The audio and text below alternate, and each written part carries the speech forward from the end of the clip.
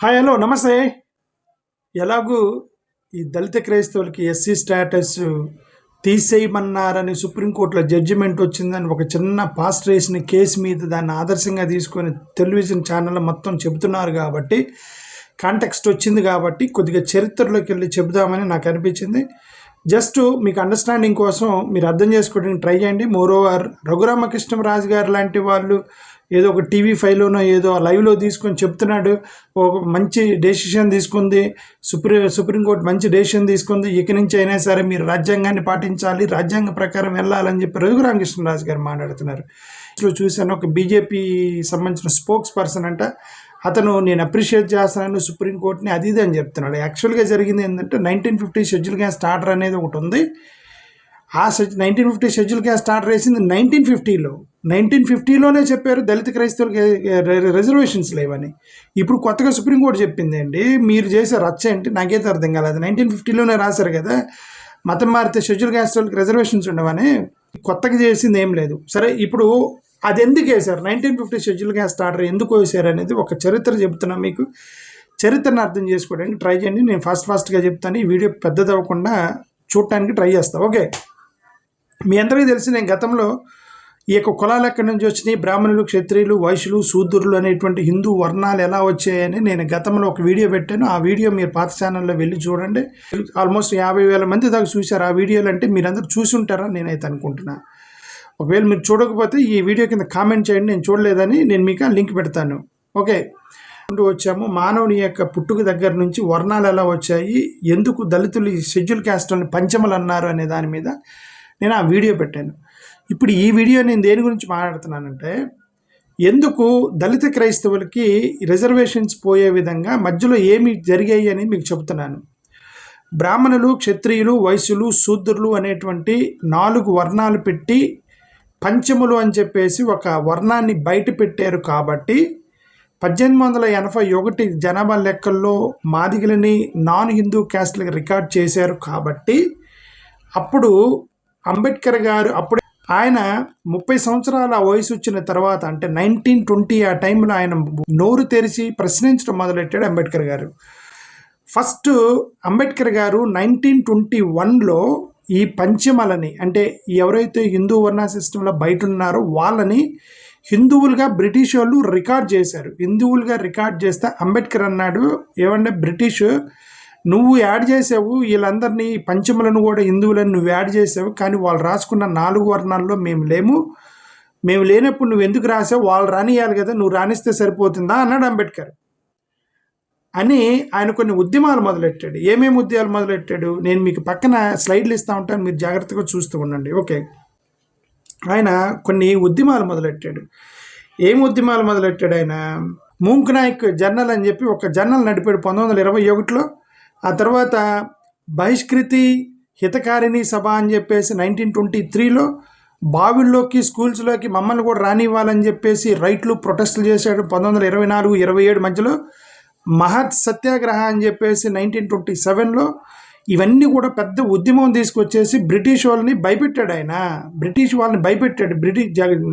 అంబేద్కర్ని British వాళ్ళు agent అంటారు కదా వీళ్ళు, అది యాక్చువల్ తప్పు. బ్రిటిష్ వాళ్ళని వచ్చా పోపించాడు అంబేద్కర్. ఇంట్లో గొడవ చేస్తే బయట ఎదిరిద్ది కదా, అలాగే ఇంటర్నల్ చేసే గొడవకి బయట వాళ్ళకి కూడా ఎదిరింది ఆయనకి. బ్రిటిష్ వాళ్ళు కూడా భయపడ్డారు. భయపడి 1931లో నీకేం కావాలయ్యా అంబేద్కర్ గారు అని అడిగితే ఆయన ఏమన్నాడంటే, 1930లో అంబేద్కర్ సపరేట్ ఎలక్టోరల్స్ ఇవ్వండి మాకు అన్నాడు. ఎందుకు, మా దళితుల మొత్తానికి సపరేట్గా ఎలక్టోరల్స్ ఇవ్వండి, మాకు ఒక రిప్రజెంటేషన్ ఉండాలి, మిగతా వాళ్ళతో మాకు సంబంధం లేదు, మాకు మాత్రమే రిప్రజెంటేషన్ ఉండాలి, దళితులు మాత్రమే ఓట్లు వేస్తారు, మాకు ఒక రిప్రజెంటేషన్ ఉండాలి అని అడిగాడు 1930లో. అది అడిగిన తర్వాత జాగ్రత్త వినండి, దళిత క్రైస్తవులకు ఎక్కడ కనెక్షన్ ఉందో. అది అడిగిన తర్వాత 1931లో అంబేద్కర్ గారు ఆ ప్రపోజల్ని బ్రిటిష్ వాళ్ళు యాక్సెప్ట్ చేశారు. యాక్సెప్ట్ చేసి ఎలక్టోరల్ ఇవ్వడానికి అంగీకరించారు బ్రిటిష్ వాళ్ళు 1931లో. 1932లో కమ్యూనల్ అవార్డ్స్ అని ఇచ్చారు. ఇక్కడ దెబ్బ కొట్టింది దళిత క్రైస్తవులకి, ఇక్కడ దెబ్బ కొట్టింది. జాగ్రత్తగా వినండి, ఇక్కడ నుంచి దళిత క్రైస్తవులు ఎక్కడ ఇరుక్కున్నారని చెబుతున్నా. ఓకే, 1932లో కమ్యూనల్ అవార్డ్స్ ఇచ్చారు బ్రిటిష్ వాళ్ళు ఇచ్చినప్పుడు అంబేద్కర్ గారు ఏమడిగారు, మా దళితుల్ని సపరేట్ చేసి మాకు సపరేట్ ఎలక్టోరల్ ఇవ్వమన్నాడు. అంటే మాకు సపరేట్ చేయమన్నాడు మమ్మల్ని. అప్పటికే క్రిస్టియన్స్, ముస్లింలు, బుద్ధిస్టులు, సిక్కులు, జైన్లు వీళ్ళందరూ కూడా సపరేట్ రకరకాల మైనారిటీస్గా పిలువబడుతున్నప్పుడు వాళ్ళల్లో దళితులను కూడా యాడ్ చేశారు బ్రిటిష్ వాళ్ళు. అక్కడ దెబ్బ కొట్టింది. ఎవరెవరిని? క్రిస్టియన్స్ని, ముస్లింని, బుద్ధుల్ని, సిక్కులు, వీళ్ళతో పాటు దళితులకు కూడా మైనారిటీ స్టేటస్, అంటే దళితులు కూడా మైనారిటీ స్టేటస్ ఇచ్చారు ఎస్సీ ఎస్టీలకి. షెడ్యూల్ క్యాస్ట్ వాళ్ళకి ఎప్పుడైతే వీళ్ళు మైనారిటీ స్టేటస్ ఇచ్చారో అక్కడ ఒక చిన్న ప్రాబ్లం వచ్చింది. ఇది చూడండి, మీకు పక్కన డిస్ప్లే చేస్తున్నాను. ఇక్కడ ఏంది, 2 వైట్లో పెట్టి ఏమేంటి, క్రిస్టియన్స్, దళిత్స్ రెండిట్లో షెడ్యూల్ క్యాస్ట్ వాళ్ళు ఉన్నారు. దళితులు ఎస్సీలు ఉన్నారు, సో క్రిస్టియన్స్లో కూడా ఎస్సీలు ఉన్నారు. ఇప్పుడు ఇదేంటిది, ఇది పొలిటికల్ రిప్రజెంటేషన్. పొలిటికల్ రిప్రజెంటేషన్ అంటే ఒక గ్రూప్ నుంచి ఒకరిని రిప్రజెంటేటివ్గా తీసుకురావాలి. ఇప్పుడు క్రిస్టియన్స్ నుంచి ఒక రిప్రజెంటేటివ్, ముస్లిం నుంచి ఒక రిప్రజెంటేటివ్, దళితుల నుంచి వాళ్ళు ఒక రిప్రజెంటేటివ్ తీసుకురావాలి. అక్కడ మెజారిటీ దళితులే క్రిస్టియన్స్గా కన్వర్ట్ అయ్యారు. అంటే క్రిస్టియన్స్లో దళితులు ఉన్నారు, ఈ ఎస్సీలో దళితులు ఉన్నారు. ఇప్పుడు వాళ్ళ రిప్రజెంటేషన్ తీసుకునేటప్పుడు వాళ్ళల్లో వీళ్ళలో దళితులే ఉన్నారు కదా, డూప్లికేషన్ అయింది కదా, అక్కడ ఇక్కడ దళితులనే పీకాల్సి వచ్చింది అని చెప్పేసి సపరేట్ చేసాడు 1932 కమ్యూనల్ అవార్డ్స్లో. ఎందుకు? డూప్లికేషన్ అవార్డు చేయడానికి సపరేట్ చేశారు. క్రిస్టియన్స్ని, దళిత్స్ని 2 కాకుండా ప్యూర్గా క్రిస్టియన్స్ని ఒకవైపు, దళితులను ఒకవైపు వేసేయండి, వీళ్ళ నుంచి ఒక గ్రూపు, వీళ్ళ నుంచి ఒక రిప్రజెంటేటివ్స్ని తీసుకోండి అని చెప్పి సపరేట్ చేశారు. అది 1932లో జరిగింది. ఇది చాలా ఇంపార్టెంట్. 1932ది మీరు జాగ్రత్త వినండి, ఇది ఇంపార్టెంట్. దీన్ని కనెక్ట్ చేశారు అక్కడ 1950 షెడ్యూల్ క్యాస్ట్ ఆర్డర్ పారా 3కి. ఇది జాగ్రత్త గుర్తుపెట్టుకోండి. అది 1932లో this is a political division, not legal division. Political division చట్టం కాదు, ఏం కాదు, జస్ట్ పొలిటికల్ డివిజన్. అంటే ఒక పొలిటికల్ పార్టీ, ఏ వైఎస్ఆర్సీపీయో టీడీపీనో, వాళ్ళు రేపొద్దున ఎన్నికలకు వెళ్ళాలన్నప్పుడు వాళ్ళు రీజనల్ కోఆర్డినేటర్లు పెట్టుకుంటారు కదా రాయలసీమ ఏరియాకి, ఇట్లాగా అలాగా ఒక పొలిటికల్ డివిజన్ చేశారు తప్ప అది చట్టం కాదు. ఇది ఆ 1932 కమ్యూనల్ అవార్డ్స్ ఇచ్చినప్పుడు క్రిస్టియన్స్, ముస్లిమ్స్, దళితులను ఇరికిచ్చారు, దాంట్లో పొలిటికల్ డివిజన్ చేసుకున్నారు. అయితే దీన్ని పొలిటికల్ డివిజన్ చేసినప్పుడు ఆ తర్వాత 1935లో ఇండియా యాక్ట్ అని చట్టం వచ్చింది. ఒక చట్టం తీసుకొచ్చారు, ఇది లీగలు, గుర్తుపెట్టుకుని, ఇది లీగలు చట్టం, ఇది యాక్ట్, ఇది బ్రిటిష్ వాడేసిన ఒక యాక్ట్ 1935 ఇండియా యాక్ట్. ఈ 1932 పొలిటికల్ డివిజన్ ఏదైతే ఉందో మతపరంగా డివైడ్ చేశాడు. మతాల పరంగా డివైడ్ చేసి ఒక్కొక్క మతం నుంచి ఒక రిప్రజెంటేటివ్ని తీసుకున్నాడు అనమాట. ఇప్పుడు 1935 ఇండియా యాక్ట్ ఏంటంటే కులాల పరంగా తీసుకున్నాడు. కులాల పరంగా తీసుకున్నప్పుడు షెడ్యూల్ క్యాస్ట్ వాళ్ళు మొత్తాన్ని ఒక గ్రూప్లో, బీసీలో ఒక గ్రూప్, అట్లా వేసుకుంటూ పోయారనమాట. అలా వేసుకుంటూ పోయినప్పుడు ఇప్పుడు మీకు ఇక్కడ డౌట్ వచ్చింది, అక్కడ క్రిస్టియన్స్ని సపరేట్ చేశారు కదా, క్రిస్టియన్స్ని, దళితుల్ని, మరి ఇక్కడ కులాల మీదకి ఏం చేశారు అని అంటే ఇక్కడ క్రిస్టియన్స్ని యాడ్ చేశారు. ఇక్కడ క్రిస్టియన్స్ని 1935 ఇండియా యాక్ట్ ప్రకారం క్రిస్టియన్స్ కూడా ఎస్సీలే. 1935 ఇండియా యాక్ట్ ప్రకారం దీంట్లో పరాయార్ Christians, Mahar Christians, Chamar క్రిస్టియన్స్ని schedule క్యాస్ట్లో కలిపారు.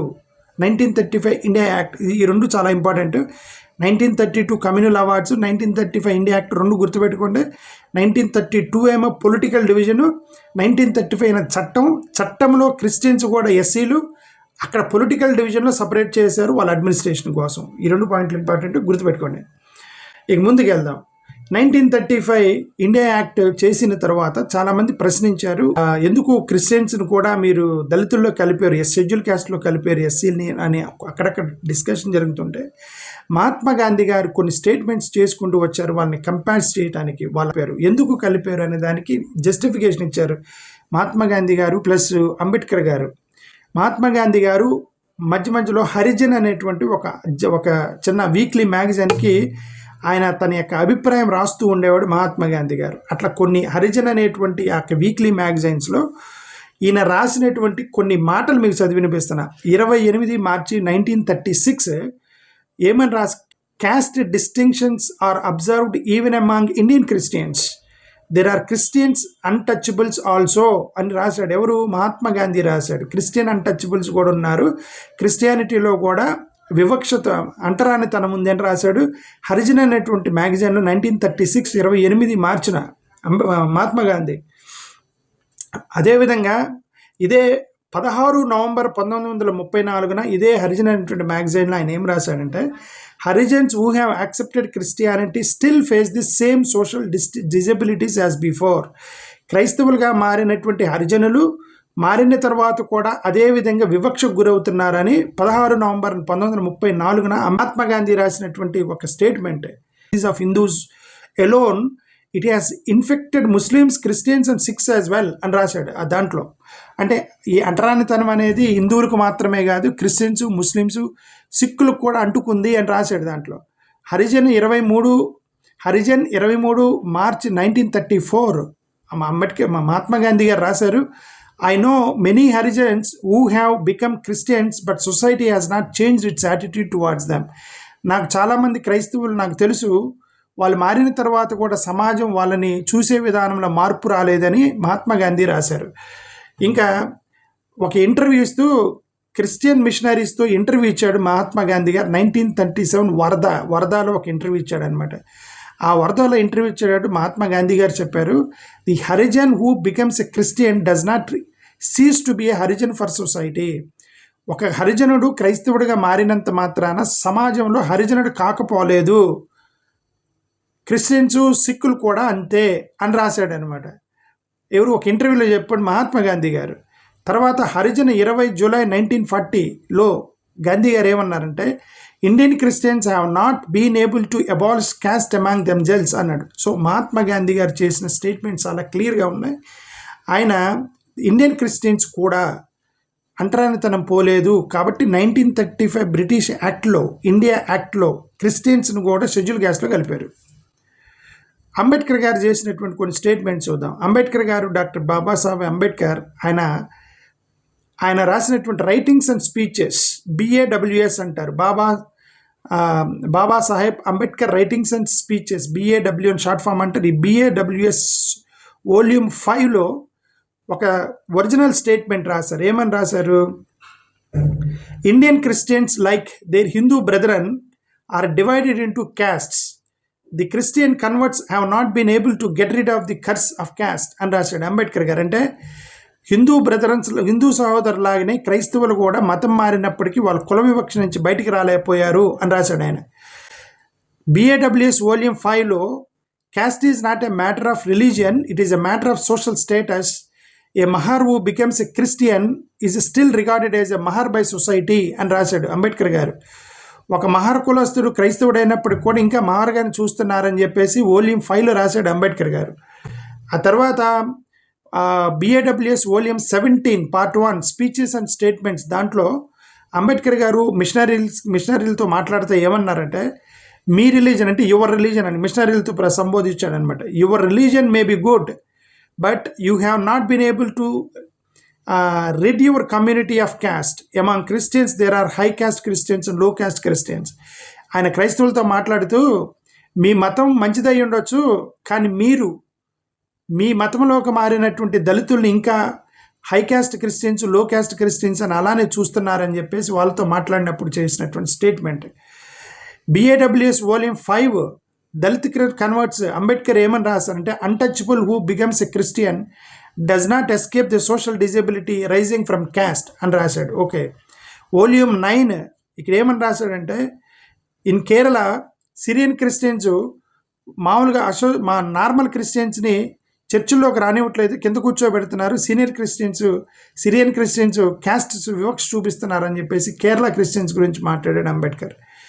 ఇదే విధంగా వాల్యూమ్ 1936 దీంట్లో ఏమని రాశాడంటే, క్యాస్ట్ అనేది ఒక నోషన్, ఇది స్టేట్ ఆఫ్ మైండ్, కాబట్టి రిలీజన్ మారినంత మాత్రాన కులం మారదని చెప్పి చేసిన స్టేట్మెంట్. ఎనిహిలేషన్ ఆఫ్ క్యాస్ట్ 1936లో అంబేద్కర్ గారు చేసిన స్టేట్మెంట్.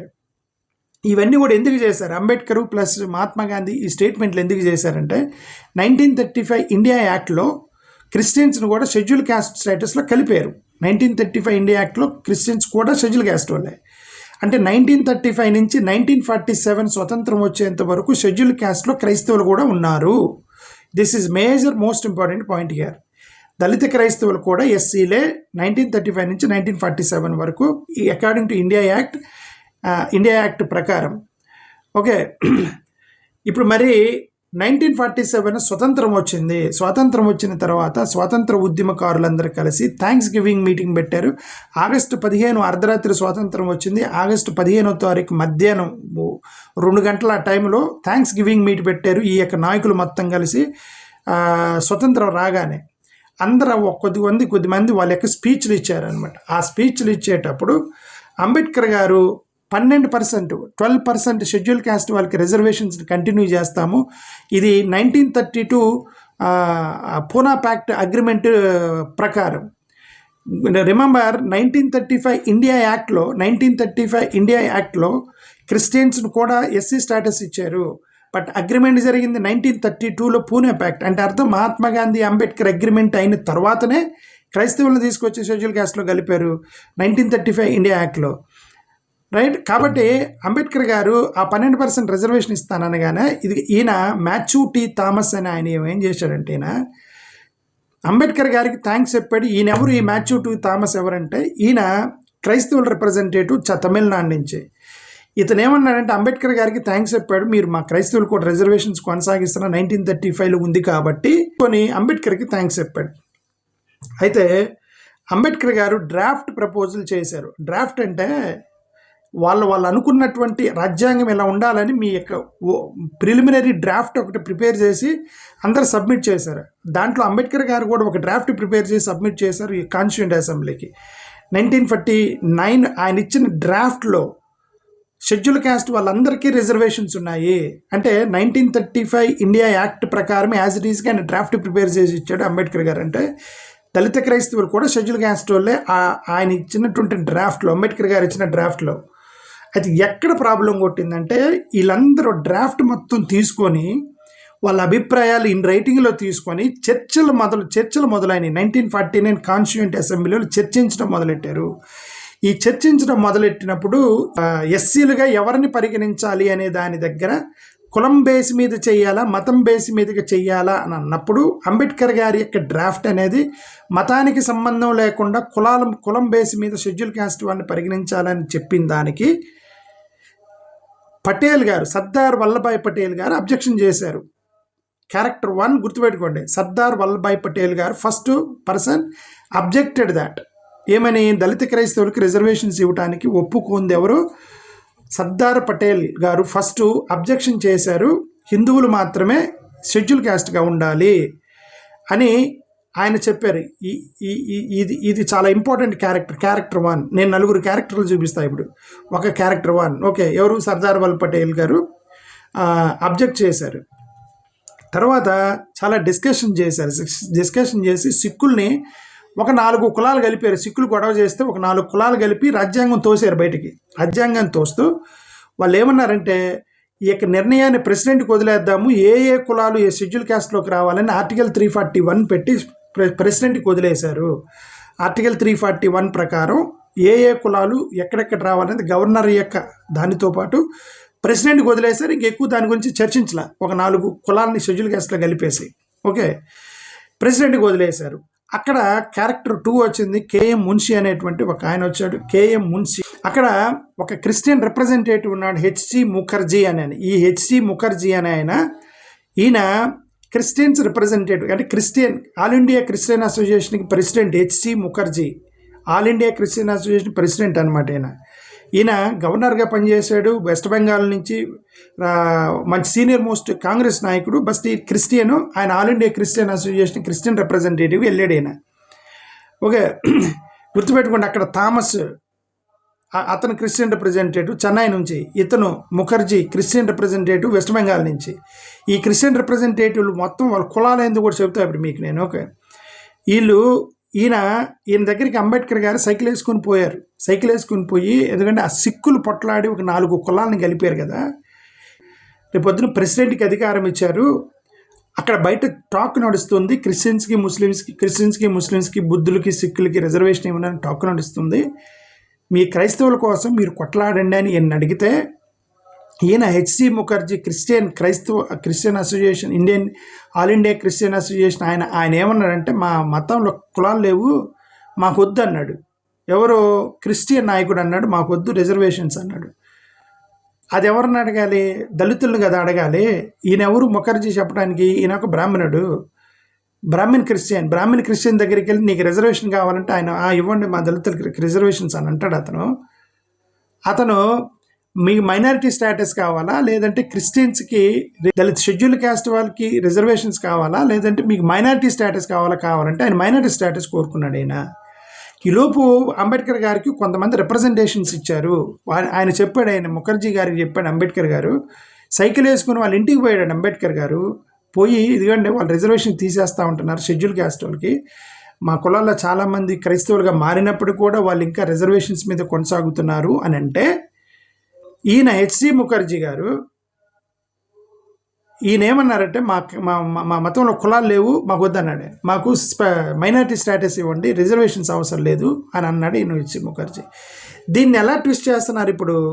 చాలామంది క్రిస్టియన్స్ అంబేద్కర్ని తిడుతున్నారు. ఏమని? అంబేద్కర్ వల్ల మాకు రిజర్వేషన్ పోయిందని. యాక్చువల్గా అంబేద్కర్ ఇప్పుడు మీ స్టేట్మెంట్లను చూపించాము మీకు. క్రిస్టియన్స్లో కూడా వివక్ష ఉంది, వాళ్ళకు కూడా రిజర్వేషన్స్ ఇవ్వాలని పెట్టాడు, డ్రాఫ్ట్లో పెట్టాడు. వీళ్ళ ఇంటికి వెళ్ళి మరి చెప్పాడు మీరు కూడా కొట్లాడండి అని. కానీ ఈయన హెచ్సి ముఖర్జీ అనేటువంటి ఒక ఆయన అడ్డుపడ్డాడు, క్రైస్తవుడు. ఒక పాయింట్ అది అయిపోయిన తర్వాత కేఎం మున్షి అని ఇంకొక ఆయన ఉన్నాడు. ఈ కేఎం మున్షి అనేటువంటి ఒక కాంగ్రెస్ సీనియర్ నాయకుడు ఉన్నాడు.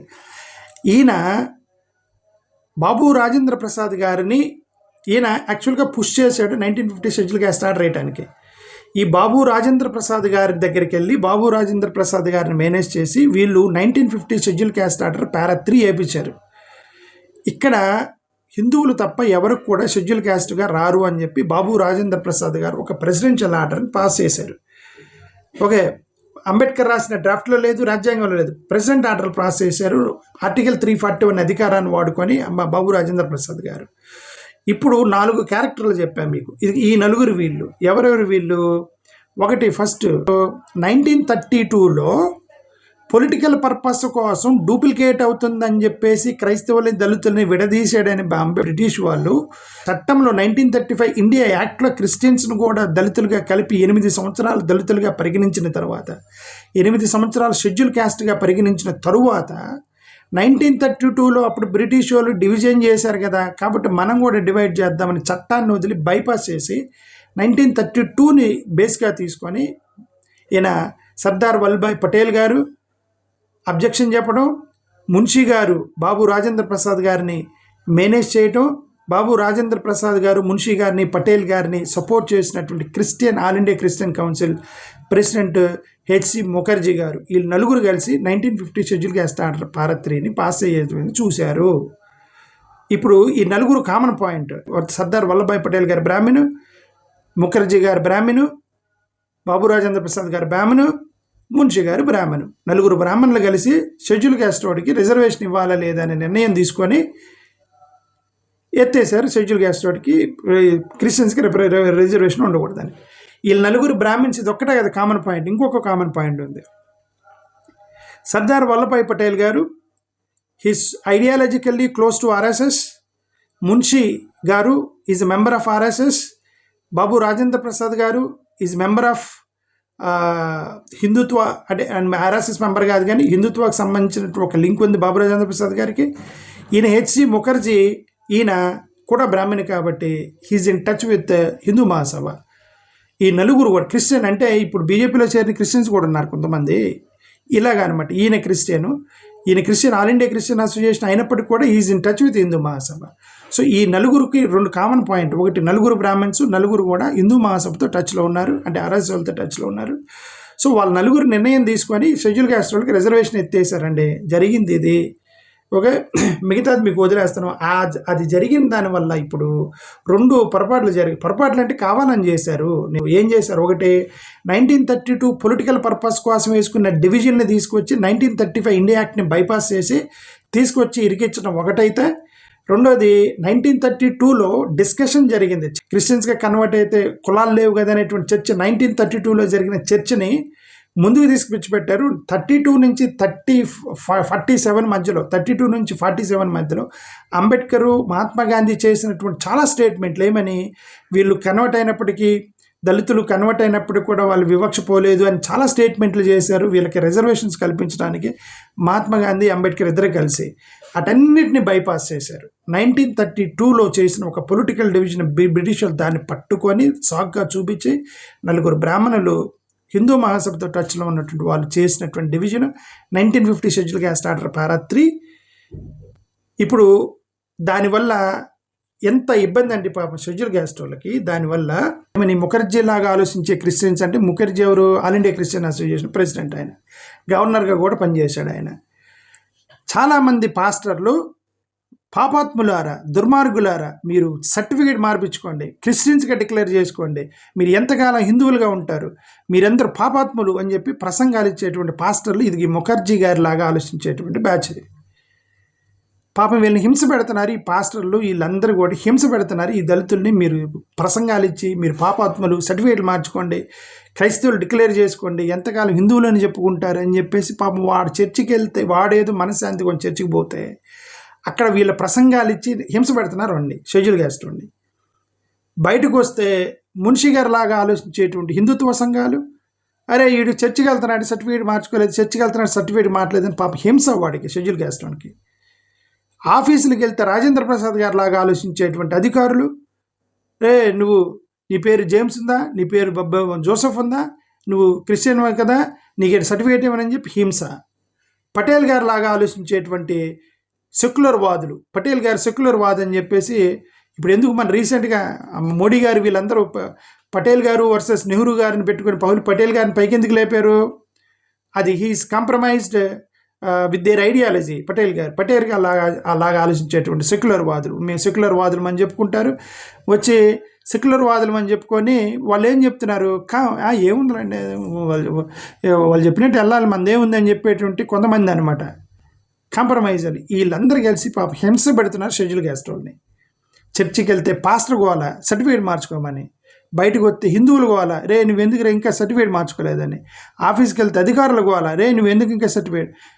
అరే పురాతన కాలంలో బ్రాహ్మణులు నయం కదా స్వామి, అంటి ముట్టనట్టుగా అంటరానితనంలో ఎదురు వస్తే పక్కకి వెళ్ళి అది నయం స్వామి. ఆ రోజు వీళ్ళు ఎదురు వస్తే బ్రాహ్మణ్ తప్పుకొని పోయేవాళ్ళు, వీళ్ళని ఏం చేసేవాళ్ళు కాదు, తప్పుకొని పోయారే తూతూ చండాలుడు వచ్చాడని చెప్పి పక్కకి వెళ్ళేవాళ్ళు. అప్పుడు పురాతన కాల బ్రాహ్మణులు మీరు హింసిస్తున్నారు ఇప్పుడు వీళ్ళని, మీ మీద వాళ్ళే బెటరు. ఇప్పుడున్నటువంటి ఈ హింస కంటే షెడ్యూల్ క్యాస్ట్ వాళ్ళకి వాళ్ళే బెటర్ అండి. పాపం మనసు ఎంతలాగా చేస్తున్నారు చర్చికి పోయే వాళ్ళని. అటు పాస్టర్ గోవాల ఒకటి, బయటకు వస్తే హిందుత్వవాదులు గోవాల ఒకటి, ఆఫీస్కి వెళ్తే ఆఫీసులు గోవాల ఒకటి. ఈ రఘురామకృష్ణరాజు గారు వచ్చి మీరందరూ మార్చుకోవాలని హింస పెడుతున్నారండి. ఇంత హింస నేను ఈ ప్రపంచంలో ఏ దేశంలో లేదు. ఈ దేశంలో మీరు అంత హింస పెడుతున్నారు. పాప షెడ్యూల్ క్యాస్ట్ వాళ్ళని 4 పక్కల దంచి పెడుతున్నారు వాళ్ళని. అరే వాళ్ళు మనుషులు అనుకున్నారా ఏమనుకున్నారు? పాస్టర్లు మారరు, బయట హిందుత్వ సంఘాలు కనికరం చూపించరు, ఇటు పక్కన అధికారులు కనికరం చూపించరు, రాజకీయ నాయకులు కనికరం చూపించరు. సరిపోని మా వైపు నిలబడి ఏమైనా కొట్లాడే రాజకీయ నాయకులు ఉన్నారంటే లేదు, వాళ్ళు మాకు క్లాసులు బిగుతున్నారు ఏమని. అదే పటేల్ గారు లాగా ఏముంది మనం సెక్యులర్ అని చెప్పుకొని మనం ఏముంది వాళ్ళు చెప్పినట్టు పోదామని చెప్పి. పటేల్ గారు అంతే కదా, కాంగ్రెస్ ఆయన పోయి వాళ్ళతో టచ్లో ఉన్నాడు పోయి. ఓకే ఏంటంటే ఈ పాప ఈ షెడ్యూల్ క్యాస్ట్ వాళ్ళకి హెల్ప్ చేసే వాళ్ళు ఎవరో తెలియదు. వాళ్ళని హింసించకండి. నేను ఒక మనిషిగా, మానవత్వం ఉన్న మనిషిగా మీకు రిక్వెస్ట్ చేయగలిగింది ఏంటంటే, చర్చికి వెళ్ళే షెడ్యూల్ క్యాస్ట్ వాళ్ళని దయచేసి వదిలేయండి, వాళ్ళని హింస పెట్టకండి. మీరు అనాది కాలంలో ఉన్న బ్రాహ్మణుల కంటే దారుణంగా హింసిస్తున్నారు వాళ్ళని, 4 పక్కలు దంచుతున్నారు వాళ్ళని. ఇటు పక్క క్రిస్టియన్స్ దంచుతున్నారు, పాస్టర్లు దంచుతున్నారు. కొన్ని ఆర్గనైజేషన్స్లో అయితే వీడు ఎస్సీ సర్టిఫికేట్ పెట్టుకున్నాడు, మళ్ళీ చర్చికి వస్తున్నాడు, కమిటీ మెంబర్ అంటాడని చెప్పి చట్టాలు చేశారండి. చర్చిలో చట్టాలు చేశారు వీడిని ఆ కమిటీల్లోకి తీసుకోకూడదని. బయటకు వస్తేనేమో వీడు చర్చ్ ఇంక ఎన్నిసార్లు చెప్పినదేనండి. పాపం 4 వైపుల నుంచి దంచుకొట్టుడు ఎవరికంటే పాపం ఈ చర్చికి వెళ్ళే షెడ్యూల్ క్యాస్ట్. ఇది వాడి కర్మ అది. థ్యాంక్ యూ, నమస్కారం.